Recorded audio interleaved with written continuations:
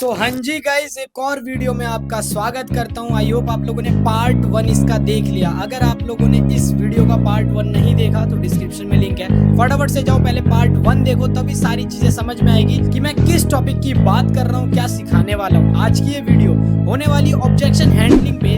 आपने कॉलिंग तो सीख लिया यार कि कॉलिंग प्रोसेस क्या होता है, कैसे स्टेप बाय स्टेप बात करनी होती है, लेकिन लास्ट में लीड ऑब्जेक्शन दे देती है कि सर पैसा नहीं है, सर सोच के बताऊंगा, सर क्या समझ में नहीं आया, मतलब बहुत सारे ऑब्जेक्शन देती है। वो ऑब्जेक्शंस आज की इस वीडियो में मैं लेने वाला हूँ, बताने वाला हूँ कि आपको कैसे रिप्लाई देना है कि आपकी ज्यादा से ज्यादा क्लोजिंग होगी। और हाँ, अगर आप लोगों ने पार्ट 1 नहीं देखा तो आपसे अपील करूंगा पार्ट 1 देखो, क्योंकि उसमें बहुत ज्यादा नॉलेज दे रखी है, क्योंकि ये दोनों वीडियो एक दूसरे से कनेक्ट है। अगर आप इन दोनों वीडियो को देख लेते हो तो आप बहुत अच्छे से क्लोजिंग करोगे। तो डिस्क्रिप्शन में लिंक है पार्ट 1 का, फटाफट से जाओ देखो, और फिर उसके बाद इस वीडियो को देखोगे तो आपको ज्यादा समझ में आएगा। तो वीडियो को स्टार्ट करते हैं without any time wasting. So number 1 objection कि पैसा नहीं है। सबसे ज्यादा लोग आपसे यही बोलेंगे, आप सब चीज बता दो कि लास्ट में आके बोलेंगे सर हमारे पास पैसा नहीं है। तो इसको आपको कैसे हैंडल करना है, कैसे उनसे बात करनी है कि क्लोजिंग आएगी, मैं आपको बता देता हूँ। देखो, बहुत लोग ऐसे होंगे जिनके पास सच में पैसा नहीं होता, बहुत मुश्किल से वो अरेंज करते हैं। बहुत लोग ऐसे होंगे जिनके पास पैसा तो होगा, लेकिन वो आपको बोलेंगे कि मेरे पास पैसा नहीं है, मतलब जेब में पैसा है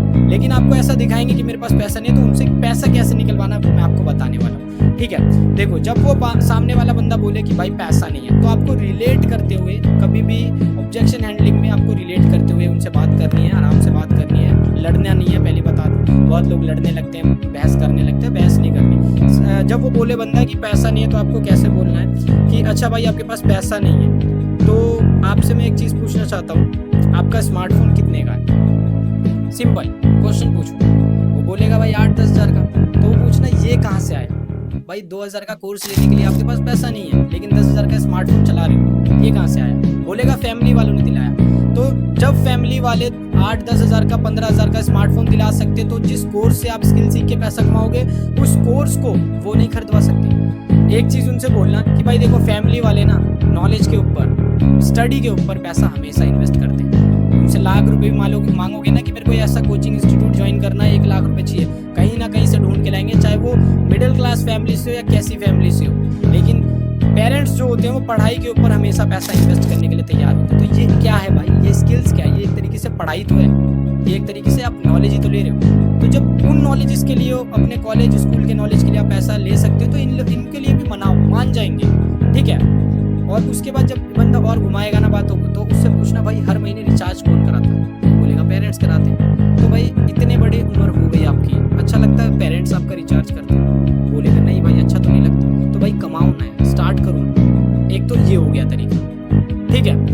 अब उससे फिर ये बोलना है आपको कि भाई इस दुनिया में ऐसी कोई सी चीज नहीं है जो आपको फ्री में मिली हो। ऐसी कोई सी चीज मेरे को बता दो जो आपको फ्री में मिली हो। आप सुबह से शाम तक जो भी काम कर रहे हो, ऐसी एक भी चीज बता दो जो आपको फ्री में मिली हो। कपड़े पहनते हो, खाना खाते हो, नहाते हो, धोते हो, जो करते हो, हर चीज में पैसा लगा है, फ्री में कोई चीज नहीं मिली है। भाई देखो, इस तरीके से लीड को समझाओगे, जो समझने वाली पॉजिटिव लीड होती है, जो बिजनेस माइंडसेट वाली होती है, भाई करने वाली होती है, वो कर लेगी। लेकिन जो नहीं करने वाली होती है, आप उसमें सर मार लो, कुछ भी कर लो, वो नहीं ज्वाइन होगी। तो क्लोजिंग रेशियो ऐसा नहीं होगा कि 10 में से 10 बंदे ज्वाइन हो जाएंगे, नहीं। जो क्लोजिंग रेशियो होता है, 10 में से 1-2 बंदे ज्वाइन हो ना, वही आएगा रेशियो, ठीक है। और दूसरा फैक्टर, जब बातों को घुमाया जाता है ना, तो वो कहीं ना कहीं आपको वो टाल रहा होता है। एक और ऑब्जेक्शन आता है सबसे ज्यादा, जब आप सारी चीज बता दोगे तो वो बोलेगा सोच के बताऊंगा। तो वो कॉल कटने मत दो, आप बोलो कि भाई क्या सोचोगे, मेरे को बताओ, क्या पता आपकी सोचने में मैं हेल्प करूं। आप जो सोचोगे इस बिजनेस के बारे में सोचोगे, आपको नॉलेज है नहीं बिजनेस की, तो आप जो सोच रहे हो, जो माइंड में, वो पूछो, मैं आपको डाउट्स क्लियर करता हूँ, सिंपल। दूसरा बहाना यही आता है कि सोच के बताऊंगा, तो आप उसको इस तरीके से पूछो कि भाई जो सोच रहे हो मेरे को बताओ, मैं आपकी हेल्प करूंगा, ठीक है, सिंपल, ठीक है।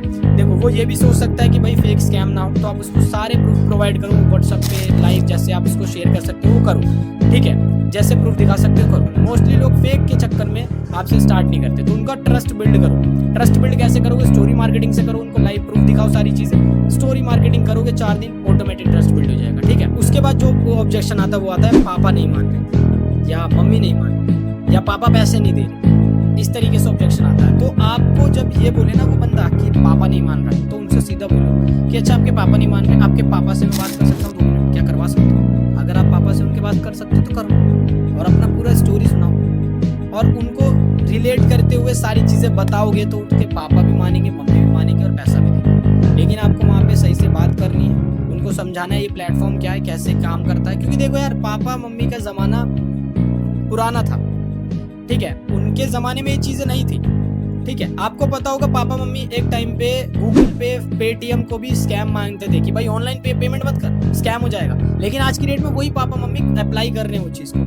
तो वैसा ही ज़माना है, अभी ऑनलाइन बिजनेस स्टार्टिंग है, धीरे धीरे जैसे ये फैलेगा और लोगों तक पहुंचेगा, इसकी अवेयरनेस पहुंचेगी, तो नॉर्मल सी बात है पापा मम्मी भी मानेंगे। और वो उनका ज़माना था 90s का, तो उस टाइम ये चीज़ें नहीं थी, तो उनके समझ में भी नहीं आएगी। जितना आप समझा सकते हो समझाओ, उसके पापा को बोलो कि भाई अपने पापा से बात कराओ, आप उनके थ्रू अच्छे से बात करो, या बड़ा भाई है जो भी है उनके थ्रू बात करो और उनको समझाओ। A to Z सारे प्रूफ दिखाओ लाइव, ठीक है, जो जो चीज़ उनको दिखा सकते हो दिखाओ।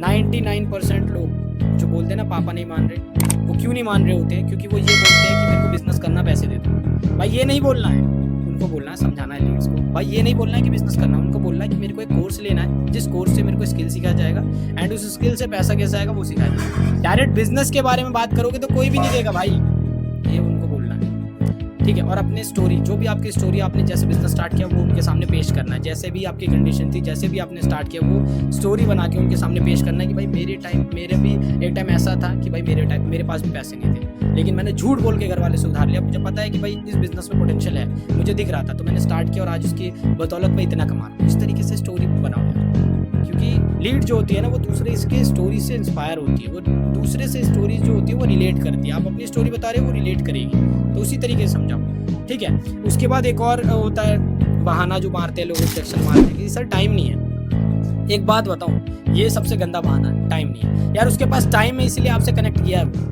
क्योंकि जो भी थ्रू, जिसके भी थ्रू कनेक्ट हुआ वो कैसे भी आया हो, ऐड के थ्रू आया, रील के थ्रू आया, वो उसको पता होगा कि 2 से 3 घंटे यहाँ पे काम करना है, तभी आया है, तो उसके पास इतना टाइम होगा तभी तो अप्लाई किया, तो वो झूठ बोल रहा है, ठीक है। फिर वो बोले ना कि भाई टाइम नहीं है, तो उसको किसी भी एक सेलिब्रिटी क्रिकेटर का एग्जांपल दे देना, या तो अक्षय कुमार या विराट कोहली का, उनका शेड्यूल खोल के बता देना भाई देखो इनके पास भी टाइम नहीं है, इनके पास भी टाइम नहीं है कहीं घूमने का, लेकिन आज भी स्टिल घूमते हैं, इनके पास भी टाइम नहीं है बॉडी बनाने का, लेकिन आज की डेट में भी बॉडी बनाते हैं। कैसे बनाते हैं? क्योंकि इन्होंने टाइम मैनेजमेंट सीखा, टाइम को मैनेज करते हैं तो सब हो जाता है, समझाओ हो जाए। यही बड़े बड़े ऑब्जेक्शंस आते हैं। और देखो यार, ये ऑब्जेक्शंस सारा प्रैक्टिस का खेल है, आप जितना ज़्यादा प्रैक्टिस करोगे, जितना ज़्यादा आप साइकोलॉजी पे काम करोगे, जितना ज़्यादा सोचोगे, ऑटोमेटिक ऑब्जेक्शन हैंडलिंग आप सीख जाओगे। कोई बड़ी चीज़ नहीं है, इसमें सबसे ज़्यादा इंपॉर्टेंट है प्रैक्टिस करना। जितनी ज़्यादा प्रैक्टिस करोगे उतना ज़्यादा इसमें आप प्रो बनोगे, ठीक है। कॉलिंग और ये इसमें प्रैक्टिस बहुत इंपॉर्टेंट है। अगर आप सोचो 1-2 दिन कॉल करूँ, 1-2 लोगों को कॉल करके मैं प्रो बन जाऊँ, तो पॉसिबल नहीं है। अभी स्टार्टिंग में आप अटकोगे, प्रॉब्लम्स आएगी। भाई मैं भी कॉल करता था, मेरे पैर कब पाते थे,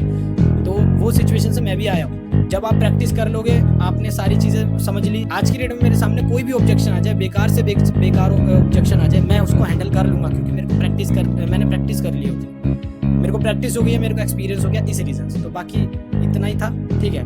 ऑब्जेक्शंस मेन जो आते हैं मैंने बता दिया, इस पे काम करो, प्रैक्टिस करो, ऑटोमेटिक आपको रिजल्ट दिखेगा। बाकी पार्ट 1 नहीं देखा तो जाके देख लेना, एक और बार कह रहा हूँ। बाकी इतना ही था इस वीडियो में, मिलेंगे अगली वीडियो में। All the very best.